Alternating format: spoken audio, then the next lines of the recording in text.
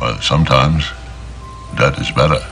Truer words have never been spoken, so forget the 2019 remake. We're here to talk about the quirkier, creepier, written by Stephen King himself original.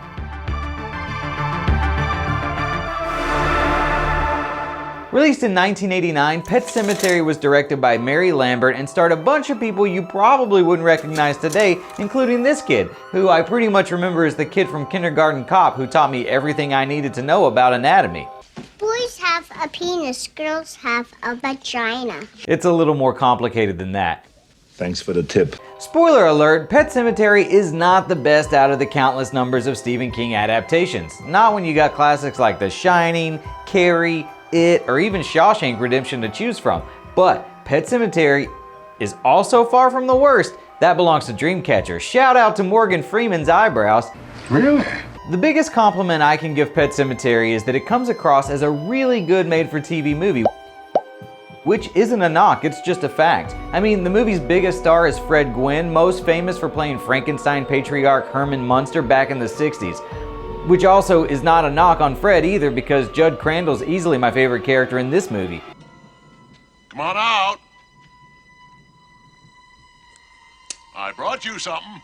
If anything, I'd say the small budget adds to the film's quirkiness, and at times it feels like a feature-length story plucked right out of Creepshow, which coincidentally was also written by Stephen King. Another shining star of Pet Sematary are the special effects, which get pretty gruesome at times, but then again, I've always been fairly sensitive when it comes to little demon kids stabbing Achilles' heels.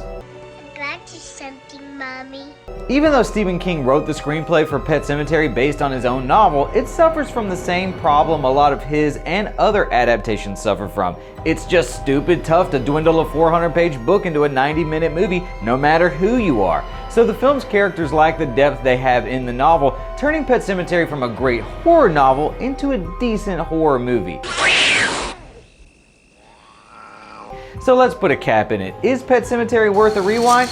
I'd say if you find yourself in a Stephen King binge-a-thon, then you should give it a go on, say, night 3 or 4. No fair. Otherwise, there are better adaptations out there, but it's still superior to the 2019 remake, which looks nicer, but pales in comparison in nearly every other way. Overall, Pet Sematary comes across like a really well-made TV movie with great special effects and some genuinely creepy moments, so there's far worse ways you could kill some time. Follow me on Twitter at Chris Killing and tell me what your favorite Stephen King adaptations are. My hunch is that nobody's gonna say Pet Sematary.